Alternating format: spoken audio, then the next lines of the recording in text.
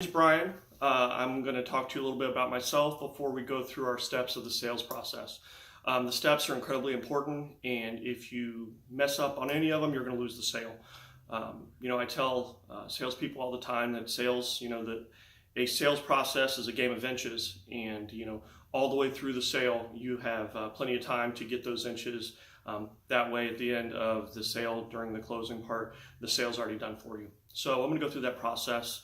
But first, I'm going to tell you a little bit about myself. My name is Brian Dotson. I'm a United States Air Force vet. I was in the Air Force between 1999 and 2006. I was an aircraft mechanic. I did avionics on F-16s. Loved it. Hurt my knee real bad while I was in Korea. And after that, they put me in the medical records department. And I'm not a medical records type of person. So it didn't work out. I loved it. Served my country. It was a great time. I met lots of different people. Really helped develop who I am today. In the United States Air Force or any of the military branches, I find that there's tons of different type of people, and when you're done, they've really kind of changed who you are. So I've been in commission-based sales from 2006 to the present. I've been in car sales, I've been in roofing sales, home improvement sales, and cell phone sales. When I got out of the United States Air Force as when the avionics background, there's not any 747s or so forth that are mess around with chaff flare and radar threat warning systems, etc. So really the Air Force only, their main thing they taught me is how to be an adult, how to talk to people, how to be there on time, and handle your business. So, and those are really, really good skills if you ever want to go into, sales. So what I did is I was hanging out, not doing anything. I was like, man, what am I going to do? Actually, that's a lie. I was working at, Carl Jr. I was assistant manager there. Hey, thank you for coming to Carl's Jr. My name is Brian. How can I help you today? No, I didn't want to do that. That wasn't a career for me. No, I'm not saying it's bad, but that's not where I wanted to end my life. So what I did is I went into a little Honda dealership and it's like, hey, this car stuff, what's going on with it? And they kind of talked to me about it, but they were kind of like being slow. And I wanted to work. I wanted to be in sales. So there was a dealership right next to that called Vacaville Nissan in California. They sold new Nissans, used cars, and they had a sister Dodge lot. So I started being a salesperson there. Every single month from the day that I stepped foot into that store until the day that I left, I was the top salesperson. When you get to if you're a new salesperson watching this, you're going to get to your first store and they're going to be like, oh, the newbie has all this energy. They're going to basically burn out. But I didn't. And basically, I just followed a couple different steps every single time during the sale, and I was good at it. Then I started doing roofing sales.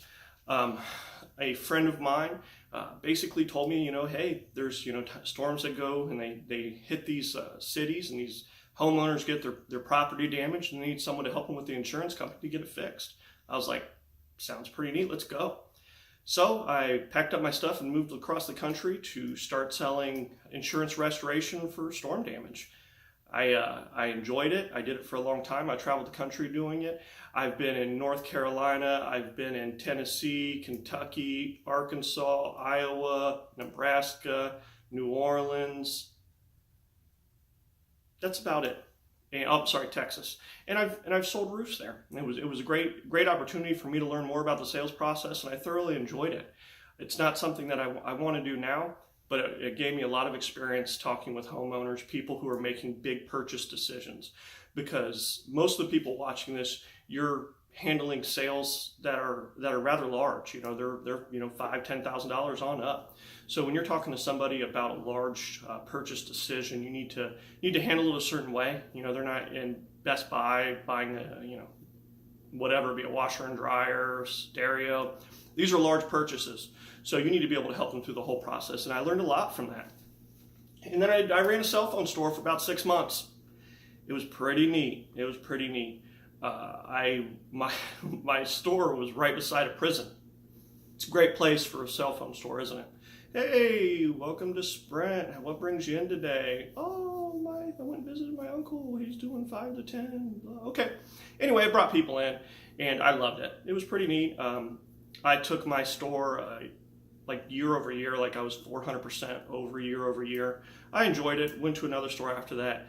But as a whole, that's not really what I do. I help people with large purchases, not such small purchases. I mean, even though it's a reoccurring payment, and, you know, these people's bills aren't small. You know, most people, when they have a cell phone, by the time they put their friends, you know, their family, their loved ones on there, they're looking $300-400 a month. So, you know, basically what it did is help me to learn how to do conversions. You know, when a customer comes in for service with their vehicle, that's a perfect opportunity to sell somebody a car. They're there, their car's having issues, and you can convert that person who has a car they might not like anymore into a new car or a newer car. So it gave me a good opportunity to learn how to convert. So I really like that part. That's me.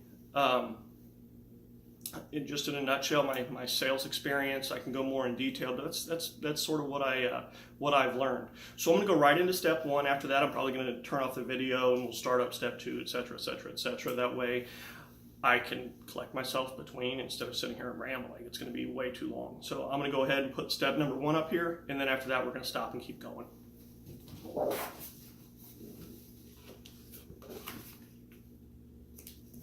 All right. Here we have is the sales process. The sales process is incredibly important. If you don't follow the steps of a sale at the very end, you think you have it, it's going to walk out the door. It's an incredibly easy process, but it's important. The steps are incredibly important. So you might think that you're better than that. Oh, I'm the best closer, etc., etc. I know the most about product knowledge. All that stuff means nothing if you don't follow the process. That's the most important thing. Start from step one and all the way to the end. If you've done everything you've had to do, the sales can take care of itself, plain and simple. So we want to start with the sales process, step one. The step one is the meet and greet. The meet and greet starts from when that person sees you. When that customer either walks on the lot or you knock on their door or they show up for their appointment, when you go up to shake their hand or say hello, it starts. So when they open the door, how tidy your office is, how tidy your store is, that's all a meet and greet. So you want to make sure that all that stuff's taken together and you look like you have your stuff together. Your personal appearance. Take a little bit of time to take care of yourself. How many times have we went to some place and someone just looked like they don't have it together? If you don't have it together, they're not going to trust you with their purchase, plain and simple. So take a little bit of time to make sure that you have yourself together. Take a shower. Make sure your clothes are halfway pressed. Make sure they're not wrinkly.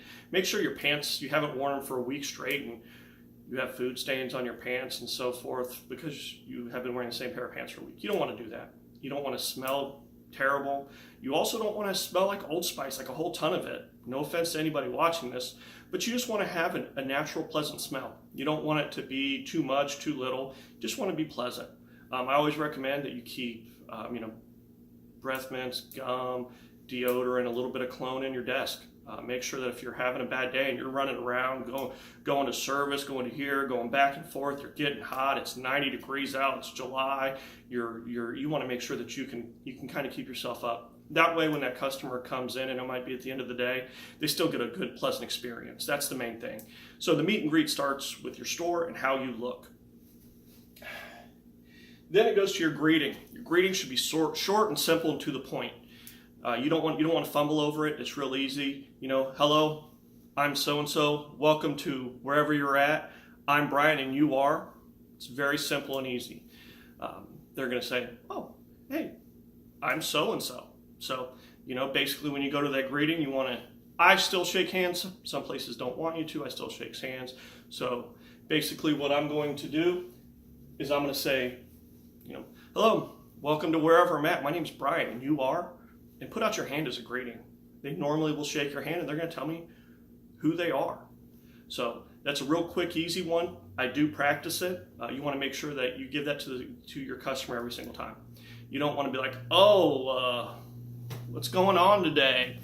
You don't want that. You want it to be short, simple, professional, to the point, quick and easy. Something that you have practiced. Because like I said, the way they think of you is already developing. Even when you walk up, if you got a cigarette in your hand or a pop or food, you're chewing, oh my gosh, how can I help you? That looks terrible.